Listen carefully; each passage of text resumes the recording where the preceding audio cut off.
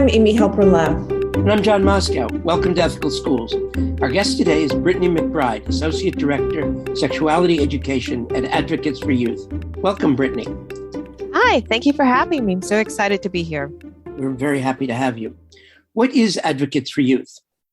Advocates for Youth is a national nonprofit. We are based in Washington, D.C., and we are absolutely committed to making sure that we are meeting the needs of young people. And we do that by partnering with them and the organizations and adult allies who work for them to ensure that they have access to honest and complete sex education, as well as a litany of other amazing resources and tools. What are the national sex education standards and why do they matter? Yeah, so the National Sex Education Standards are a fantastic tool that was developed in partnership with a ton of national organizations to ensure that there was equity in what was being taught in classroom spaces. We were realizing that across from state to state that students were getting a very different type of sex education, but also like within the same school, kids will get a different education from classroom to classroom. So the National Sex Education Standards provides a very nice baseline as to what content should be taught to students at what age. So it provides a very clear understanding of what content should be delivered to our young people, what they deserve, and what is inclusive of a complete education. Who developed the standards? How were they developed? Yeah, so they were developed in partnership with a group of organizations as well as tons of absolutely brilliant folks from the field. And this was done over the process of years of meetings, of determining what exactly these absolute standards needed to be for students. There's actually 2 drafts of the National Sex Education Standards, and we were excited to have the most recent version or the most up-to-date draft released in March of 2020. And so we have tons of partners who signed on and supported and helped out as individuals as well as organizations. And folks can learn more about the National Sex Education Standards and actually check them out at FOSSE, the Future of Sex Education's website. What are some of the key elements?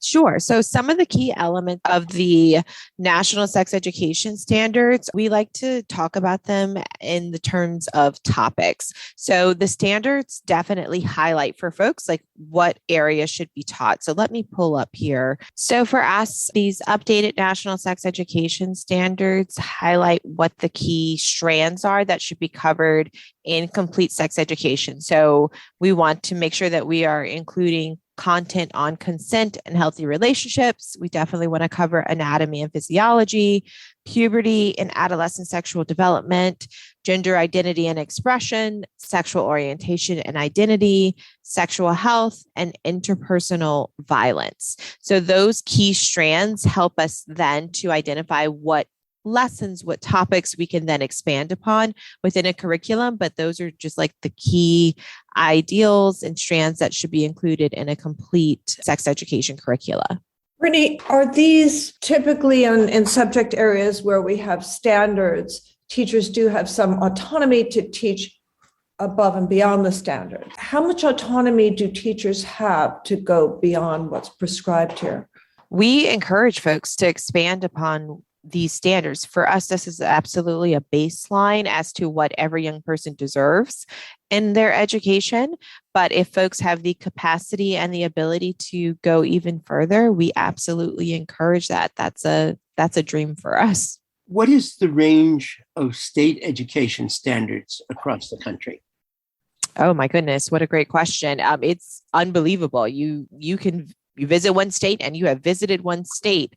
And so it's hard to kind of provide any kind of context or clarity as to like the range as to what the standards look like per state. And I think the most interesting fact about that is that a lot of times teachers, educators, administrators often don't really understand or take deep looks at as to what their state standards are, and instead are kind of operating from a place of what they think that they include. And so usually when we get to partner with schools, it's a really great stop for us in the very beginning of that relationship to really assess what the state standards are so that we can ensure that they are in compliance with not only the national standards, but their state standards as well. And we find that some state standards are less than what the national sex education standards require. And then there are some state standards who are, even more, they push the limit and go past what we require of the national sex education standards. So it really does vary. What are some particularly good state or local standards? They're all really great. Like it's tough to kind of call out the states because they think I have favorites. But I think standards that are inclusive and complete, that are respecting and responsive to the needs of students, are great standards. And so we are always looking for those standards that are just the most responsive to our young people and making sure that they receive access to an education that they actually deserve and will allow them to receive the education that they need in order to live the lives that they want. Do teachers and schools have to meet state standards as well as the national standards? How does that work? We would like them to. That's our recommendation.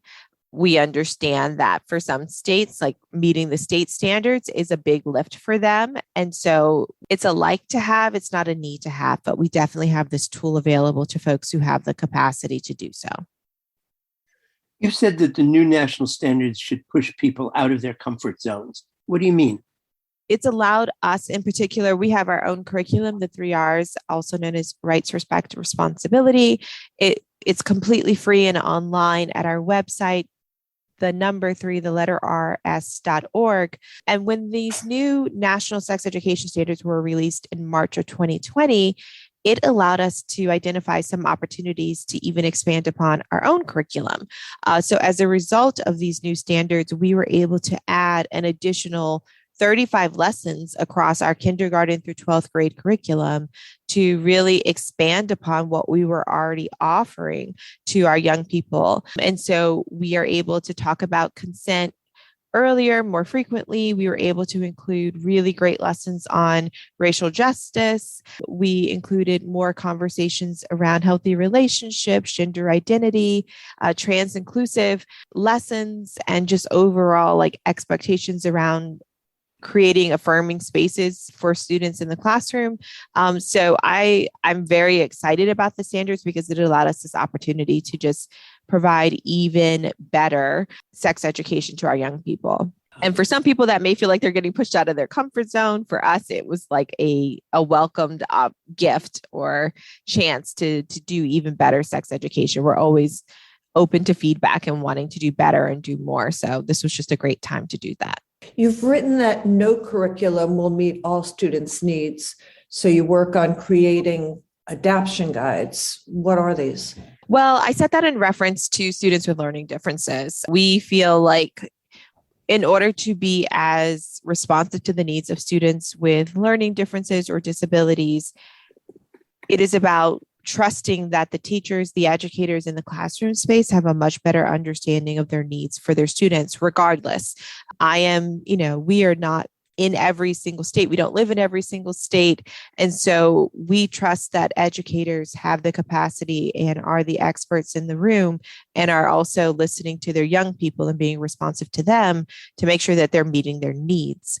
So when we're looking to create adaptations for students with learning differences, we don't want to create a curriculum that won't be responsive to the needs of the majority of students. And we found that the best way for school districts to approach this, because they're doing that work, not us, is for them to create an adaptation guideline so that the teachers in the classrooms could then decide which adaptations would then best meet the needs of their individual students.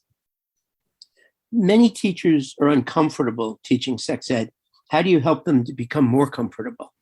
So initially, I would say not all teachers are uncomfortable teaching sex ed. A lot of the time, most teachers aren't expecting to teach sex ed. It's usually a surprise or something that they never expected would be on their plate.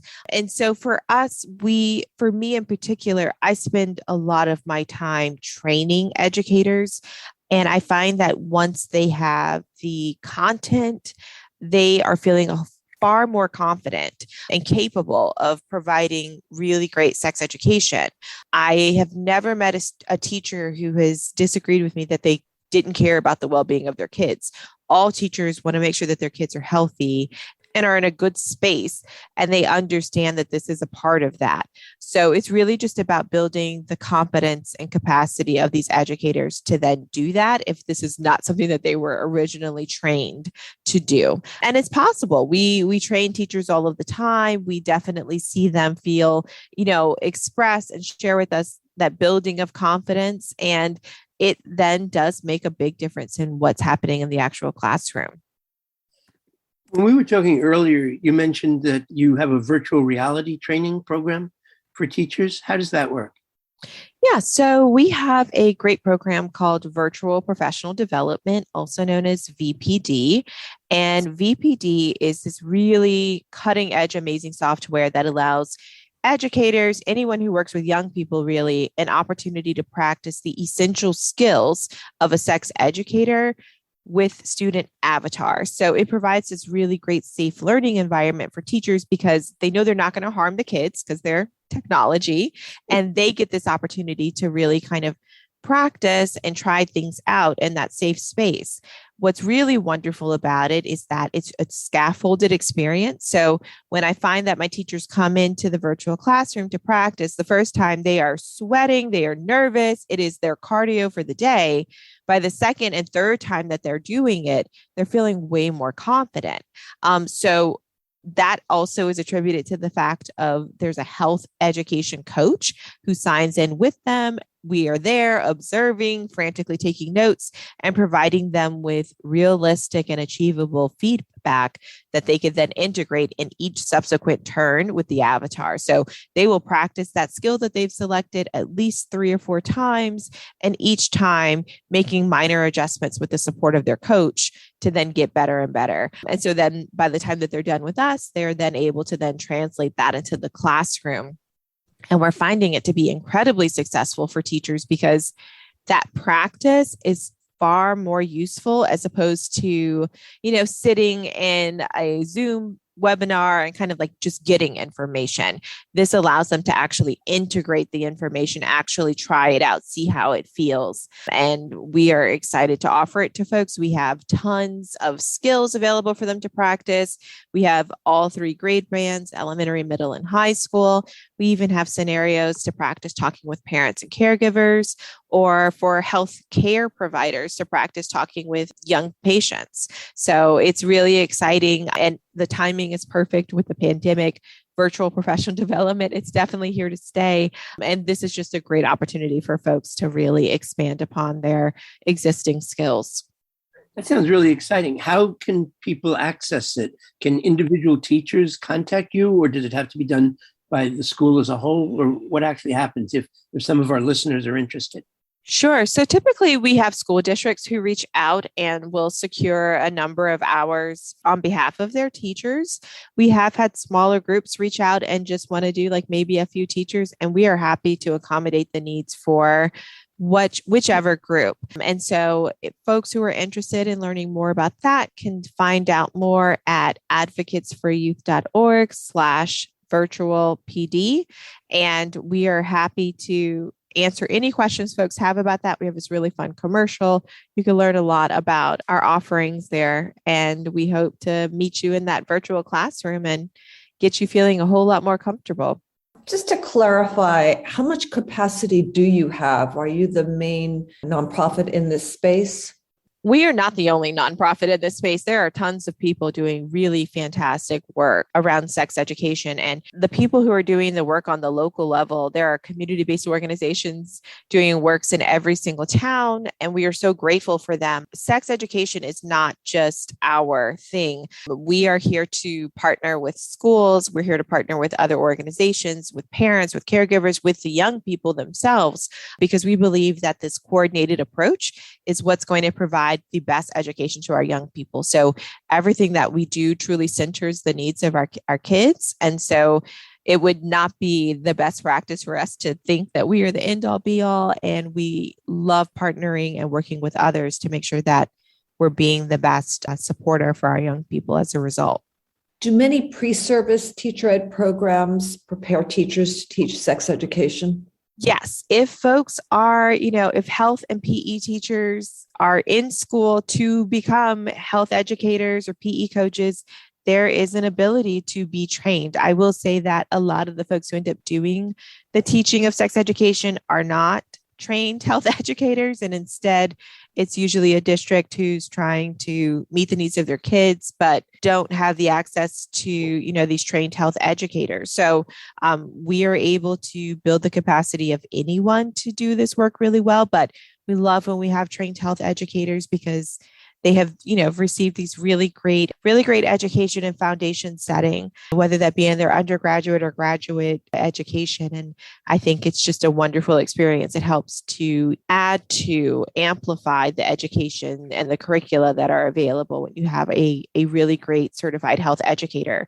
But that doesn't take away from these incredibly passionate teachers who maybe never thought that they were going to teach sex ed, but found that they are really great at it. And we're so grateful for them as well. So we also have not only the national sex education standards, there's the national teacher prep standards that are available online as well, that also highlight what standards should be taught in the undergrad and graduate spaces to those who do designate that they would like to become a certified health educator.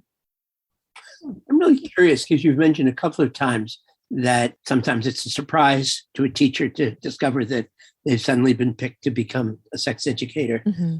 Do you think that this reflects, it sounds, and also the fact that you said that in pre-service programs, health educators get training, but people who aren't explicitly going to be health educators by and large don't. Does this reflect kind of a systemic lag in recognizing the importance of sex ed and the importance of people having a solid, background in it? That the district, for example, may not have allocated sufficient monies and planning and so forth to recognize the need, and that's why a school may suddenly find itself having to just sort of ask a teacher, to do it on the fly? No, I don't think so. I think that schools are doing the best with what they possibly can. I think especially in the last 2 years, I'm like, how long has this pandemic been going on? 2 years. Schools are absolutely just trying. We're in survival mode. Teachers are exhausted. Administrators are exhausted. We recognize that they're also facing so much questioning and issues unrelated to sex education. So I absolutely don't want to put this on, school districts not being responsible or thinking that sex education is not important. I think they do recognize the importance. They see it just as much as we do because they're in the classrooms, they're in these spaces with young people. They recognize how important it is, but I also think it's incredibly difficult. Like there's only so much money. There's only so much fun. There's only so many classrooms, there's never enough. I've never had a district call me to say, we have too much money and we have too many classes available and way too many teachers. Can you help us find a way to do something with that? So I really do commend a lot of these districts who are going above and beyond to ensure that their young people get access to this and making really amazing experiences and providing access to great education to their young people with very little available to them. So I think they're doing a really great job in a lot of places. Has there been increased resistance to sex ed around the country in the last couple of years? I don't know if it's just sex ed. I think there's been an uptick in resistance in general when it comes to anything related to education. There has been a movement of expectations around what the rights are of parents and caregivers as to what's happening within classroom or school spaces. I've seen an uptick in that quite a bit in the last 2 years, whether that be who's allowed to wear a mask, what the school is allowed to mandate with, who can be on the classroom grounds. That has been a conversation that I've been hearing more so than I've ever heard before. I think sex education has been grouped into these conversations, and it neatly fits into a narrative of pushing back around things that make folks feel uncomfortable or changes that make folks feel uneasy.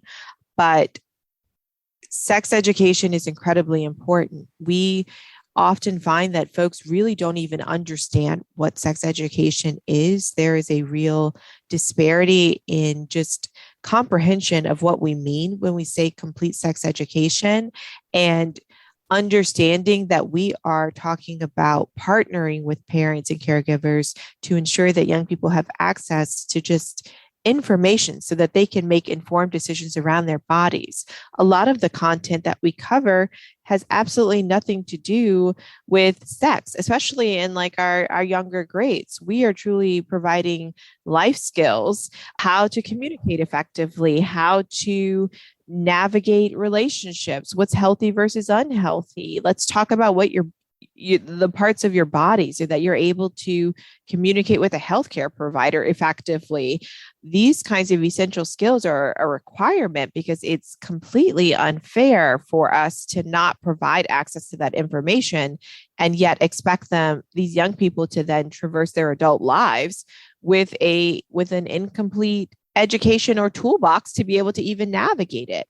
So for us, we will always have some folks who are anti-education, who are anti-allowing young people the ability to understand and or access the services that they require to live their lives. There will always be a small group of people, but overwhelmingly, there is a ton of support for complete sex education, honest and complete sex education. And I think it's just important that we are a little bit more vocal and organized, because so often it's the standby effect where everyone's like, oh, I don't need to go and speak on behalf of this because everyone is in support of it. And then that's kind of where we kind of come up with some issues. But by and part, the majority of parents and caregivers are super grateful that we are willing to come in and take on the education, the information part of it. And then we connect them back home to go talk about values and to talk about, their community norms, their cultural norms. We are doing this work in partnership with parents, and 99% of the time, they're incredibly grateful for it. Given that there are this level of attacks around all sorts of issues right now, such as mask wearing, for example, and CRT, or what's claimed to be CRT, and book banning. I mean, this whole wave of attacks that we've been reading about. How can parents, if there are situations where sex ed classes are being attacked, how can parents and students both defend against these and also demand complete sex education? Absolutely. You were just saying that sometimes people just sort of stand by and assume that it'll be self-evident that there's support. Sure. We encourage people to get involved. Go find out what the policy is for your local school district. Does your district require sex education? If so, what does it require to be taught? So just take a moment, just research and find out what's even being taught in your kids' schools, and find a space to kind of be supportive of that. Maybe it's sending a quick email to the administrator saying thank you for prioritizing this, letting them know that you appreciate the work, that it's not easy, but that, you're so grateful for that. I think that goes a really long way for those of us who are doing this work right now, just to know that there is parental support. For those who want to take on more leadership roles, there are often committees within each district around health education that love to have parental involvement, or you could take on, more of a responsibility around looking at the curricula, making adjustments, looking at data, making data-informed approaches and stuff. You can get involved that way. You can go to the local school board meetings and express your support for this education. And yeah, it can be anything as simple as just a thank you card or a thank you email, or you could get involved and run for your school board. We would love that. So for those who are involved and who are supportive of this, any involvement that you can provide is absolutely huge. We found that sometimes when principals have told us that when they've been wanting to talk to parents about offering sex ed, say in the upper grades of elementary school, that they've sometimes found that the parents tell them, as you were saying, that they themselves haven't had sex ed, but that some of the questions that they are asked are very, very basic questions. Is this something that you've encountered? And if so, how do you respond? Absolutely. It is not uncommon for us to hear from parents and caregivers that they themselves never even received sex education, or what they received was very much incomplete. So for parents who are already carrying so much of a burden right now of managing parenting, relationships, work, homework, all of that other great stuff, to then have to navigate this job of becoming a sex educator and knowing everything there is to know around answering questions that their young people might have, it can be overwhelming for them. So we are grateful for this opportunity to kind of take the information, the knowledge off of their plate. I can come in and provide the facts for our young people. And then it allows the parents to take like a little bit of a breath and then be able to just navigate the conversations around their values and their beliefs. Now, we do have really great parents who want to become askable adults. And for them, we have tons of resources available to them so that they can learn a little bit more of the content area themselves so that they're able to answer more questions and just be that better trusted adult for their young people and the young people who are around them. So amaze.org, AMAZE.org, absolutely fantastic resource for middle school students. Also a really great resource for parents who maybe want to learn a little bit more about each of these topics. There are great little short videos, like about a minute and a half, 2 minutes long, that cover a multitude of topics that allow folks the ability to get some of that information to then be able to feel more comfortable to navigate conversations with their young people. Going back to what you said about returning home, what does it mean that you teach what you need to teach and then send the students home to learn values? Yes. So our job and what I train teachers to completely understand is that my values, the values of those who are teaching in these classrooms, have absolutely no place in a classroom whatsoever. And I like to think of us as just the walking Googles, there to provide the factual information to our young people using whichever curricula you have chosen. So I am there just to provide facts, to answer questions, and focus on the information. Inevitably, young people are going to ask values-based questions. Conversations are going to come up as you matriculate through a curricula where folks are going to talk about what the expectations are of their family, of their culture, of their community. And that is just the perfect opportunity to then bridge that connection back to home for them to continue those conversations and talk about how values then influence the information that you receive in sex education, how that can then help you make a decision. And so in our own curriculum, the 3 R's, we include tons of homework that includes partnering with parents and caregivers at home. We are about absolute transparency. Our entire curriculum is online for folks to be able to check out. And so for us, it's about making sure that parents feel supported and invited to be incredibly involved from start to finish, because that just provides more protective factors for our young people.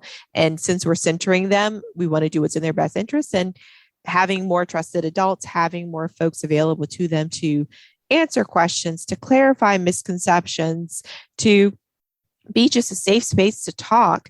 It's just going to provide more opportunities for our young people to flourish and grow. So for us, any opportunity for us to bring in the parents, whether that be providing them with their own training and support, because we've had parents come in and say that, like they never got sex ed and they want to learn how to become better askable adults. We'll help them do that. If it's about just providing some like really great homework that might spark a wonderful conversation at home, let's do that too. Whatever folks feel comfortable with, we want to make sure that our young people can just have all of these fantastic, trusted adults in their lives to support them. As a Deweyan, a grounded organization, we tend to encourage students and educators to look at the impacts of their actions, all of their actions, what they say, what they do. What are the impacts of those actions on humans, also animals other than humans, and the planet? So just to look at the broader implications of their actions. Is that something that aligns with your teaching?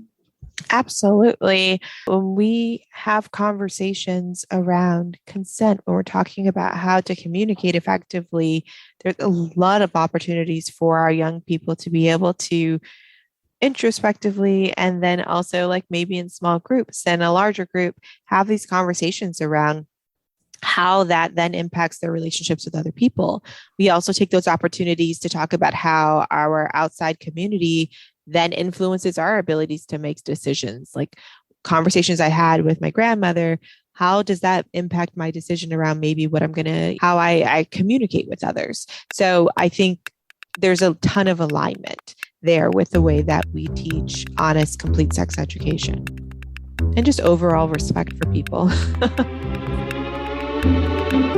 Thank you, Brittany McBride of Advocates for Youth. And thank you, listeners. If you enjoyed this podcast, please share it with a friend or colleague. Subscribe wherever you get your podcasts and give us a rating or a review. This helps others to find the show.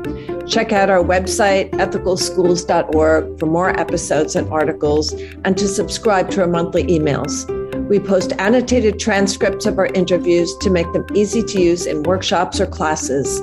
We work with consultants to offer customized SEL programs with a focus on ethics for schools and youth programs in the New York City and San Francisco Bay areas.